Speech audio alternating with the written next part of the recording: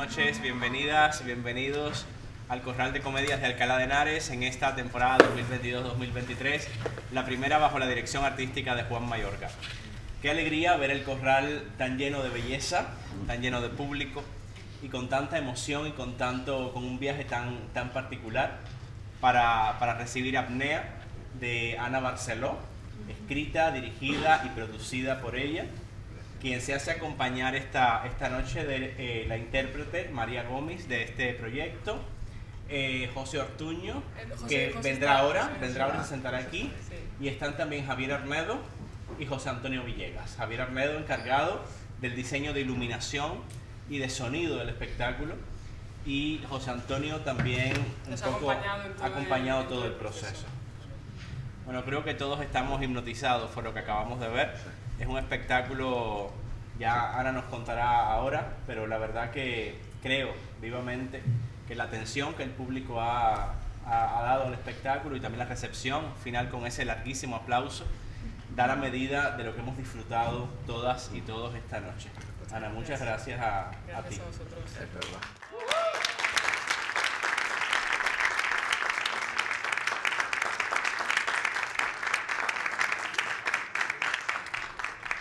Ana, cuéntanos un poco sobre el origen de este proyecto, cómo surgió y cuál es el recorrido que ha tenido hasta llegar aquí.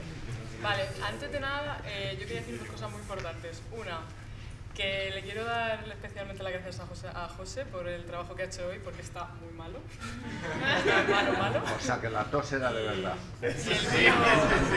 Y el tío lo ha aguantado ahí y queda otra. O sea que muchas gracias, José, por tu esfuerzo.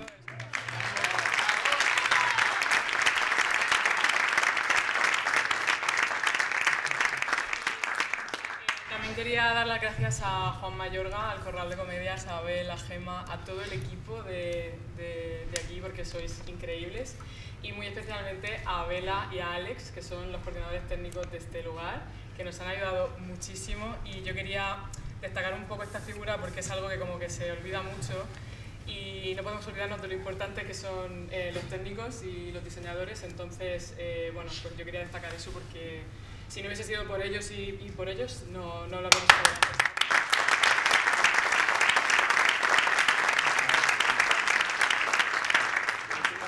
En que la técnica es particularmente minuciosa y sí. Es como una maquinaria de relojería, que todo tiene que ir encajando, ¿no? Sí, pensábamos que iba a ser algo como mucho más fácil y algo que tenía que ver más con la escena, con la interpretación, pero conforme fuimos avanzando pues se fue liando la cosa y al final pues fíjate, los proyectores, no sé cuántos micros, no sé cuántos focos, un móvil, en fin, estas cosas, ¿no? Entonces, bueno, este proyecto nació en el máster en creación teatral que yo estudié en la Carlos III, en la Universidad Carlos III, que dirige Juan Mayorga. Y bueno, básicamente yo me basé en una lección que me dio Ana Zamora, que fue una de mis profesoras, que me dijo que ella pensaba que para dirigir o para trabajar con marionetas en escena no hacía falta ser titiritero. Y a mí ahí la cabeza me hizo así y dije, ostras, entonces yo puedo usar cosas, ¿no? En escena. Puedo usar marioneta, objetos, no sé, algo así, ¿no?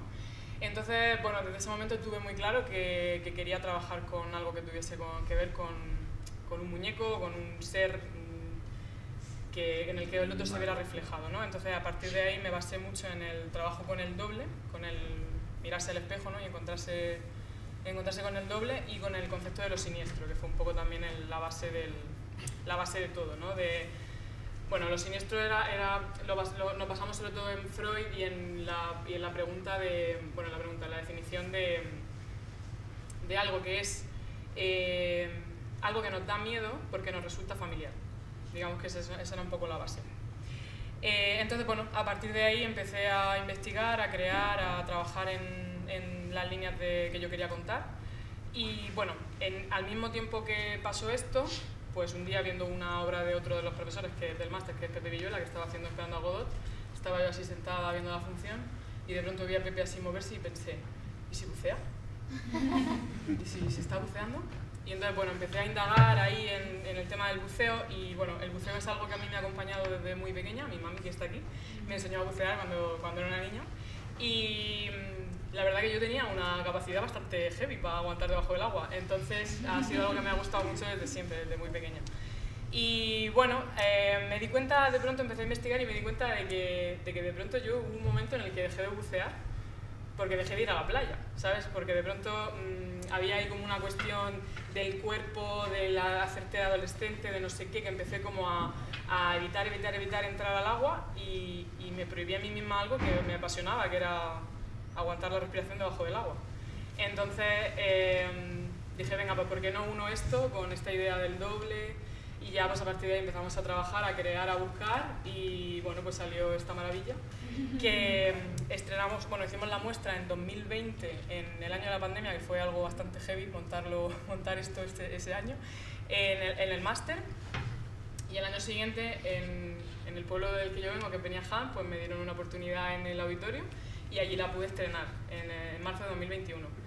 Y a partir de ahí pues hemos hecho varias funciones, fuimos a Barcelona y ganamos 2 premios allí, a Mejor Texto y a Mejor Iluminación. Aquí el disco.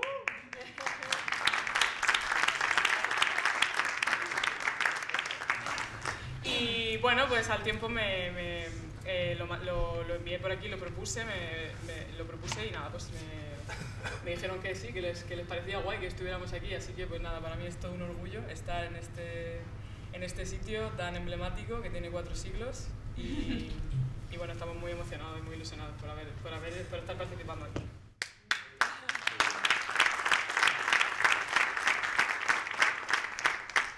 Posiblemente sea Apnea uno de esos espectáculos que más que un coloquio que explique algo, se trata de acercarse a algunas claves, compartir una experiencia. Pues creo que es un espectáculo lo suficientemente rico y enigmático como para irnos con él a la casa, ¿no? Irnos a soñarlo, irnos a pensarlo. No sé si la palabra mejor para el coloquio es explicar o contar lo que hay detrás de esto, porque también pienso que es una de las cosas bellas que tiene el espectáculo, es que nos permite hacer muchos viajes distintos a través de lo que nos va develando, ¿no? De las claves que nos va develando con muchísima delicadeza, con mucha sutileza. Pero me gustaría un poco, antes de abrir el debate al público, que María y José nos cuenten cuál fue la primera atracción que hubo aquí, qué pasó, qué os animó y os enamoró del proyecto. Esto es una pregunta muy fácil. ¿Germán eres? Abel. Estoy todavía bajo el agua. Yo la tengo muy clara. En cuanto colgué el teléfono y era a Barcelona, le dije que sí, sin saber lo que era. Igual. Nuestros caminos se han cruzado muchas veces desde el año 2015 hasta ahora. Hemos trabajado varias veces juntos y para ser sincero también, en un año como el 2020 yo no hice otra cosa de teatro que esto.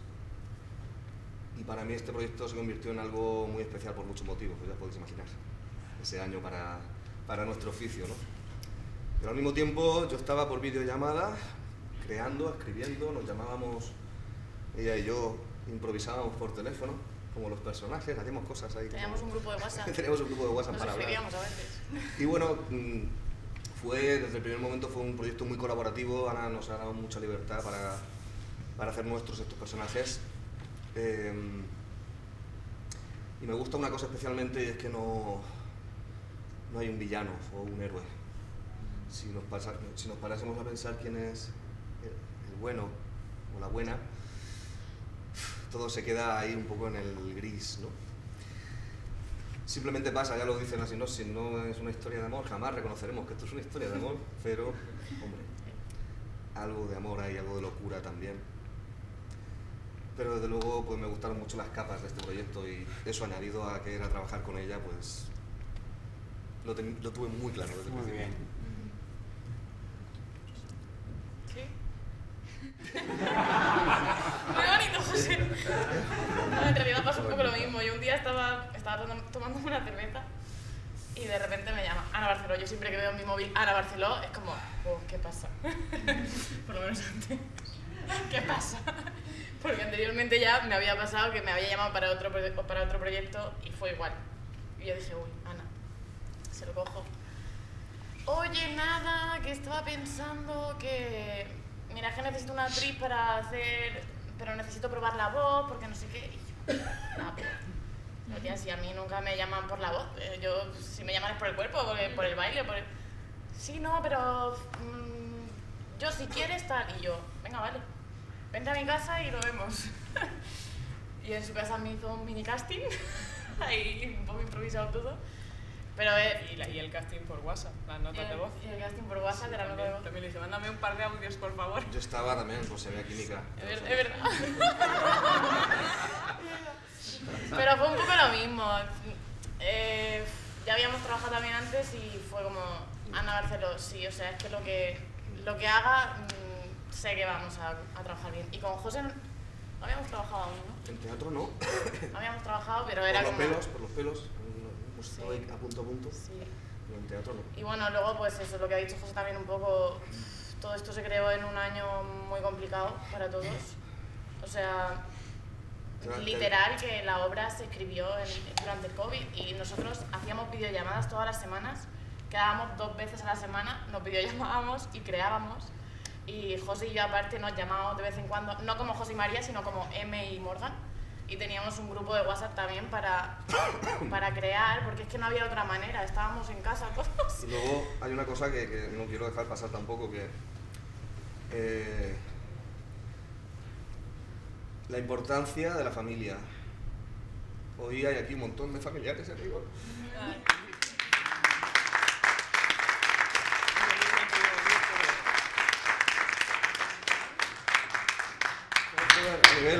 A nivel de producción siempre ha habido un ofrecimiento brutal. Hay aquí personas muy importantes sin las cuales no existiría este proyecto para nada. Ellas saben quién son. Y hemos podido estar ahí en una casa, en la huerta, en 2020, cuando todo se estaba yendo a la mierda. Nosotros estábamos aislados montando esto tan precioso, y eso es gracias a que nuestras familias y nuestros amigos nos han apoyado desde el primer momento. Y ¿quién confía en un proyecto en el año 2020? Un proyecto que se está empezando a producir ahí, pues la familia. Así que...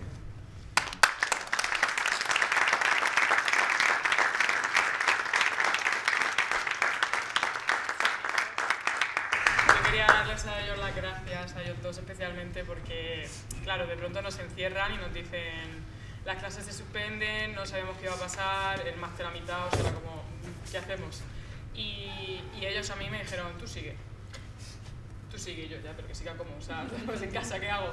Y ellos, pues por videollamada, por tal, y a veces yo llegaba a la videollamada sin nada escrito o con algo escrito que no quería enseñar, no sé qué, y ellos tiraban, o sea, ha sido un trabajo muy increíble porque he tenido unos compañeros que me han sostenido todo el tiempo y que han creído en mí hasta cuando yo misma decía, esto no sé cómo lo voy a hacer ni cómo lo voy a sacar, pero si lo he sacado ha sido gracias a ellos, o sea que no lo he sacado yo, lo hemos sacado todos. Un equipazo. Gracias.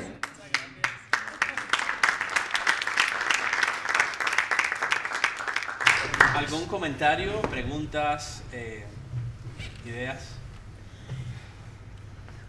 Bueno, la verdad es que lo habéis hecho tan fantásticamente bien, que a mí sobre todo lo que me ha impresionado es esa voz maravillosa que tienes, Esmeralda, María, y esa actitud que yo ya te conocía y tú quizás no recuerdes de qué. De Málaga. De Murcia. Es verdad, ahora os he reconocido, es verdad. Dice, Muchas se me gracias. había olvidado. Y si entonces descubrimos que era fantástico, ahora... Ay, me hace mucha ilusión. Es que yo soy guía también turístico y me vinieron una visita guiada en Murcia.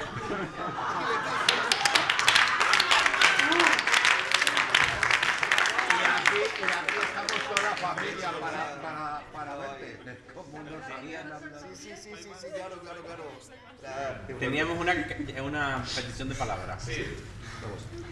¿Soy novio o vida? No, perdón. No, yo quería preguntar porque el personaje de Esmeralda no aparece en la obra y es solamente la voz.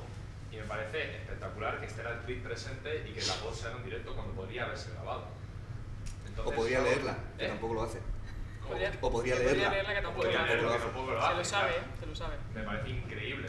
Entonces quería preguntaros, a Ana, por una parte, cómo se tomó esa decisión, si fue una decisión desde el principio, se barajó el hecho de que fuera una voz grabada y que pues en QEs y se fuesen metiendo, y luego cómo ha sido el proceso para María de ser solamente una voz a través de un maniquí y ir adaptándola y estar presente en cada función. Es que eso me parece Súper buena pregunta.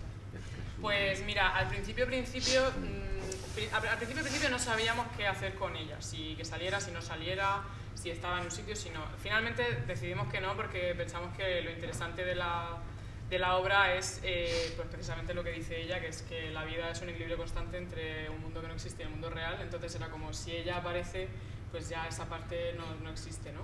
Entonces decidimos que no.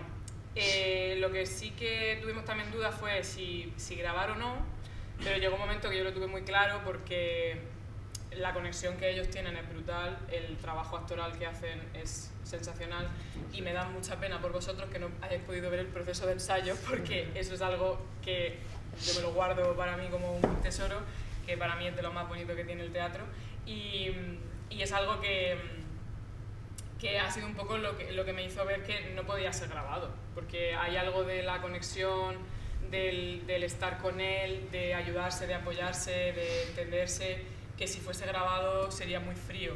Aparte de que hay algo también de decir, es que José está solo en un escenario 1h40, larguita. Si encima le pongo la voz grabada, delita, es que es un monólogo.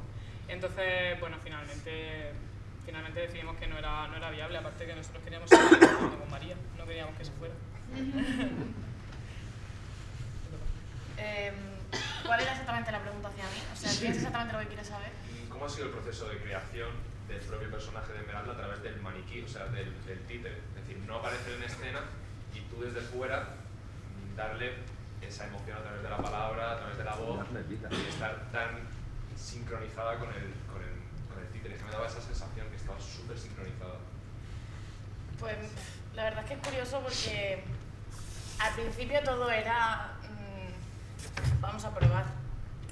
Para mí era un trabajo nuevo, dentro de que era un trabajo actoral, era un trabajo que yo no había hecho nunca. O sea, el actuar fuera de escena y que solo se escuchara mi voz, a mí me resultaba chocante también al principio, y era como, no sé cómo llevar esto, ¿no? Pero yo creo que al final encontré la clave en decir, en no fijarme en la voz. Yo hacía el mismo trabajo actoral que hacía José. Yo tengo ahí mi pequeño escenario, ¿sabes? Es como... yo hacía el mismo trabajo actoral. Yo no estaba pensando ni en los tonos ni en todo esto, ¿sabes? No quise centrarme en eso porque me parecía que así iba a ser muy superficial. Entonces dije, bueno, voy a crear el personaje, y creando el personaje saldrá. Al principio a lo mejor costaba un poco más, porque también era como, es que no sé cómo se oye desde fuera, o no sé cómo se recibe, ¿sabes? Es curioso, porque claro. Y a la vez se iba trabajando también con el maniquí, o sea, quiero decir, él hacía su trabajo con el muñeco, y hasta ahora seguimos haciéndolo. Cuando tenemos funciones, cuando ensayamos, todavía seguimos encontrando cosas nuevas de movimientos nuevos o figuras nuevas que encontramos con el muñeco, que todavía... Pero si te soy sincera, yo cuando hacemos la función casi nunca miro. O sea, yo nunca miro a José del muñeco, prácticamente. Casi nunca. O sea, estoy como realmente como si fuera una llamada. Sí que hay momentos que igual lo miro, o en momentos puntuales que a lo mejor queramos cuadrar algo, pero mágicamente se cuadra, es lo que tú dices. O sea, es como, qué guay. ¿Sabes? Así como qué guay que se cuadre solo, porque realmente se hace mágicamente. No sé si he respondido a tu pregunta, pero... Bueno, me ha surgido otra más pequeña. ¿En el proceso de ensayo ha habido algún momento en el que tú has aparecido en escena? Que se hayan ensayado vosotros dos juntos en vez de con el maniquí. Siempre. Sí, pero no con esto de... No con la intención de que saliera, pero muchas veces en los ensayos... sí, justo has hecho la pregunta que quería decir yo ahora. Que eso, que sí, que muchas veces durante los ensayos trabajamos con la sustitución del muñeco por María, Y incluso a veces le hemos vendado los ojos a José para que trabaje solamente con... O sea, que trabajara con ella, con su cuerpo real, pero que no la estuviera viendo, ¿no? Entonces tuvimos ese trabajo bastante tiempo y por otro lado también que ella hiciera la escena con él, como si fuese el muñeco. Y de ahí sacábamos muchas cosas que se iban quedando. Me ataron bombonas de agua a los tobillos para... Eso pasó. Madre mía, pobre. Eso pasó. Hay muchas curiosidades de este proyecto. Pero que también me las até. Sí, es cierto. ¿Qué has dicho? Que también se las Yo tengo un comentario también para Javier, porque es muy sorprendente, es algo que no suele ocurrir, que el diseñador de iluminación diseñe también el espacio sonoro de un espectáculo, es algo que en el teatro no pasa. Pero en este espectáculo parece que hay algo que crea una dramaturgia común, compleja, porque parece todo gira y todo se ve con una, digamos, es tan bello y fluye tan bien todo, que parecería muy sencillo, pero si os fijáis hay un nivel de precisión en todo ese trabajo que es realmente exquisito lo que sucede. Es que en este espectáculo hay también la intención, tiene que ver también con crear un discurso, una dramaturgia común entre la visualidad del espectáculo y el universo sonoro que es tan imprescindible aquí. Igual debería responder todo eso, ¿no? Yo arranco y tú me cortas, ¿vale? Bueno, por un lado, a ver, al principio esto fue un poco porque había que sacar una muestra adelante, era un trabajo, ¿sabes? No era una obra de teatro profesional, era un trabajo final de máster en el que yo necesitaba a alguien que me ayudara con esto y que se dedicara a eso, porque yo no tengo ni herramientas ni tampoco capacidad y tampoco era mi intención, yo quería que hubiese alguien para eso. Entonces llamé a Javi y le dije, pues vamos a hacer la luz y... No, ¿cómo fue? No sé, te dejo una de las dos, como algo súper... Como que hablamos de una muy concreta y la otra, bueno, ya se irá viendo y tal. Pero al final él, o sea, como que nos fuimos metiendo, fuimos entrando, fuimos tal, y al final fue algo como que se fue ampliando y al final es que se hicieron como un poco inseparables, ambas. Efectivamente es un trabajo que necesita de una precisión muy grande y además fue un trabajo que yo pensaba que iba a ser mucho más pequeño, o sea, como sobre todo en la iluminación. Yo tenía claro que yo quería que todo el tema del agua y tal fuese con la luz, o sea, eso para mí estaba clarísimo porque yo dije, a ver, estamos haciendo teatro, no tiene ningún sentido meter ahí un tonel de agua, ¿sabes? O sea, que no tenía más sentido que esto, ¿no? Pero claro, la cosa es que mi cabeza es así, ¿sabes? En ese sentido, pero la suya no, ¿sabes? Él empezó a decirme cosas y si hacemos no sé qué, y si metemos no sé cuántos, y si esto no sé cuántos, y si esto tal, y claro, a mí, claro, pues todo lo que me decía me encantaba, y yo decía, claro que sí, claro que sí, claro que sí, y hasta que llegó el día del estreno y yo dije, hostia, ¿dónde nos hemos metido?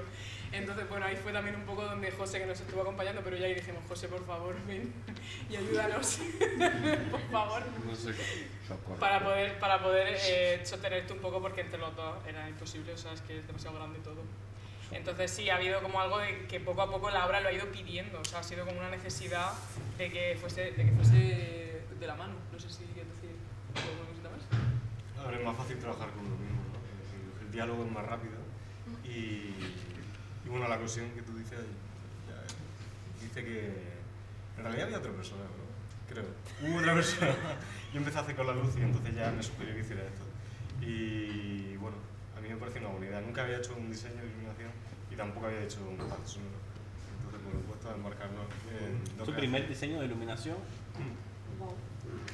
Realmente.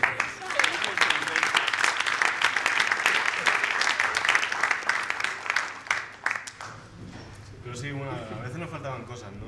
Y de ahí surgió la idea de hacer también un poco de videoescena, porque bueno, al final nos faltaban, bueno, no tenían por qué faltar, ¿no? La sencillez igual hubiera estado mejor, pero cómo colgar un proyecto vertical no fue fácil, pensarlo sí, pero luego hacerlo no. Y bueno, también yo lo considero un poco también iluminación, no sé por qué estoy mencionando esto, pero bueno. Bueno, porque en parte de la iluminación, evidentemente, toda la parte vertical de la barca que gira, etcétera, es más iluminación que videoescena, claro. Y no hay un diseñador de videoescena como tal porque al final ha habido pues una cuestión de querer transmitir los dos mundos, ¿no? La parte visual con el móvil y todo lo tecnológico y la parte más humana y fantasía de ellos dos.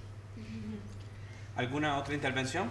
Por favor. Bueno, yo quería felicitaros porque me ha parecido, de verdad, que motivadora y a mí me ha encantado, sobre todo a Ana por esa dirección y a los protagonistas, ¿no? Porque yo creo que estaban tan inmersos en el personaje que nos han llevado a nosotros a ese mundo, de verdad, verte en el fondo del mar o en un barco ahí. La pregunta sería, nos has contado cómo nació, ¿no? este origen de la obra, cómo lo pensaste. ¿Desde el principio ya tenías claro el final o no? ¿O fue evolucionando y al final que fuera un amor casi imposible, ¿no? Entre 14 y 32 años? ¿Cómo fue? ¿Nació así de primera o ya fue, tuvisteis varios finales y elegisteis ese? El final llegó solo y llegó... O sea, yo no lo sabía hasta un día que me senté y lo escribí, me salió del tirón, pero yo no sabía hasta el último minuto qué iba a pasar, yo no sabía si que se encontraran, si que se despidieran, si que él se hundiera con el muñeco, si que lo mandara todo a la mierda, yo no sabía, no lo sabía. Y yo vivía con José en ese momento y estábamos encerrados en el piso 3 meses. ¿Te acuerdas de la tarde, no? De tus... Sí. Entonces este se metió a la habitación y yo dije, venga, ya está. Y entonces lo escribí y al día siguiente teníamos ensayo, creo, y ya está, y nos sentamos y yo les dije, bueno chicos, lo he escrito, vamos a verlo. Yo recuerdo una cosa, y es que al principio era pues una especie de ingeniero que estaba construyendo algo, pero no sabíamos qué estaba construyendo y estaba en una isla desierta él solo, pero eso que estaba construyendo era algo relevante, ¿no? Entonces no sabíamos ir a la máquina para escuchar y dibujar las ondas y de pronto un día, no sé quién fue, no sé si fue la ballena 52 la que me ha llevado hasta ti y un día yo creo que te mandé un blog y dije, tía, mira, hay una ballena que existe que se llama la ballena 52, que le dicen la ballena solitaria, que la localizan todos los años, pero que nunca nadie la ha visto, entonces... Porque la ballena existe. La ballena existe, la ballena 52. Y desde ese momento, el 52, ¿qué pasó con el 52? Bueno, antes de esto lo que pasó fue que la estructura en sí de la obra, yo se la conté a José, y me senté con él, y entonces le dije, a ver, te voy a contar, y tú me dices qué onda con esto. Y entonces él me dijo, ajá, sí, me gusta, sí, un tío que bucea, vale, sí, el muñeco, ajá, tal. Termina entonces y me dice, mira, dice, a mí me gusta mucho, pero me falta una cosa así como grande, un pescado grande, un tiburón, una ballena, me falta algo así. Prometido que fue tal cual, pues José. Y yo dije, vale, me falta algo grande. Yo, claro, yo lo que él dice es iguana, yo, claro, ¿qué voy a hacer? Y entonces, claro, dije, venga, pues vamos a pensar en algo grande. Entonces, cuando le dije a este, digo, me ha dicho que falta algo grande, digo, una ballena o algo así. Entonces ya él se puso a buscar y fue el que me dijo lo de la 52. Pero sí, fue así. Y lo de la edad, no sé si fue antes o después de eso. Pero, por ejemplo, han pasado cosas muy raras. Hubo un ensayo en Portmán, Murcia, lugar precioso, os lo recomiendo. Hicimos un ensayo por llamada, o sea, todo el rato una llamada, ¿no? Toda la hora para cronometrar cuánto duraban las conversaciones entre ella y yo, solamente las conversaciones. 52 minutos. Qué miedo. Y entonces fue ese momento que... Hola. Increíble. De repente tengo un amigo que se va a Suiza y en un hostal en Suiza hay una puerta con el número 52 y pone ahí, y bajo el número hay grabado con un cuchillo y grabado la palabra Ortuño, que es mi apellido. O sea, entonces...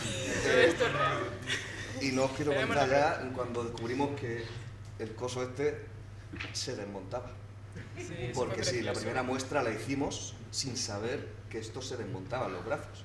Y un día girándolos, también en Portmán, se cayó una mano. Se cayó una mano. Se ha roto. Y entonces cogí la mano y dije, no, que esto va así. Entonces empecé a girar y dije, José. Entonces empecé a girar así. Y entonces empezamos, y a ver si el codo también. Entonces hicimos así y entonces ya fue increíble porque ya vimos que se desmontaba entero y fue como pues el mito del Pumalión, ¿no? De pronto era como ya está, todo tiene sentido. Bueno, Perdón, no, solo una cosa. No, que es muy bonito esto que ha dicho José porque yo siempre digo que hay algo muy chulo del teatro que los que sois actores y directores lo sabéis y dramaturgos, que es que cuanto más curres en una obra, cuanto más te esfuerces, cuanto más horas les eches, cuanto más tiempo estés ahí, más cosas te regala la obra. O sea, para mí, que de pronto en un ensayo se cayera una mano y descubriéramos que el muñeco se deshacía, eso era un regalo que nos hizo la obra. Porque nos estuvimos ahí currando no sé cuántas horas estaríamos tú y yo ahí en el pabellón con el muñeco para arriba y para abajo. Y al final el muñeco se deshizo y tú dices, esto me lo ha regalado la obra porque no paro de currármelo, ¿sabes? Entonces, esto es algo que seguro que me entendéis los que os dedicáis al teatro y es algo súper bonito de esta profesión, cuando te regala cosas la obra. Antes hablaste de la idea de lo siniestro, que es algo que Mallorca efectivamente trabaja mucho en talleres, y hablabas de lo familiar, ¿no? Del impacto de cuando lo familiar aparece.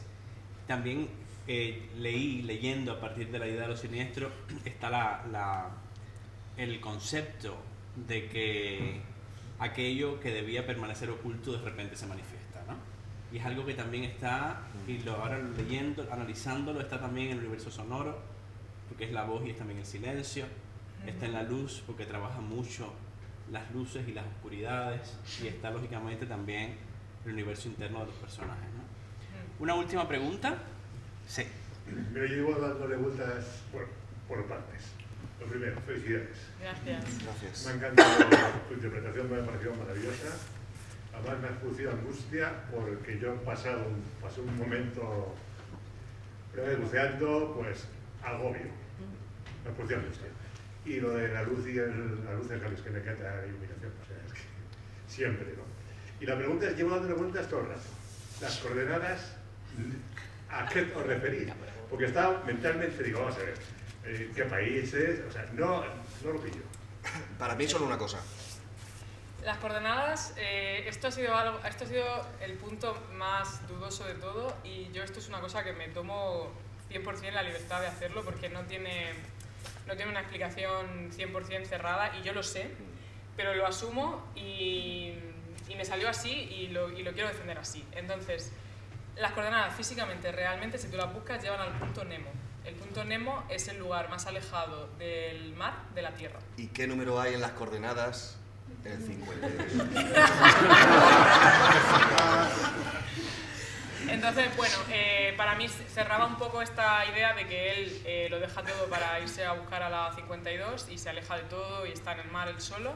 Al mismo tiempo que conecta de una manera más directa a M con la 52, que era algo que yo también buscaba en algún momento, que tuviesen una relación como más, o sea, que estuviesen como más unidas ellas dos, por el concepto del doble, etc. Y sé que no es algo que sea como 100% claro, pero al final para mí era una forma de cerrar metafóricamente el encuentro entre ellos y que ella de alguna manera le ayuda a dar el paso de superar a la 52 y decir, bueno, ya está.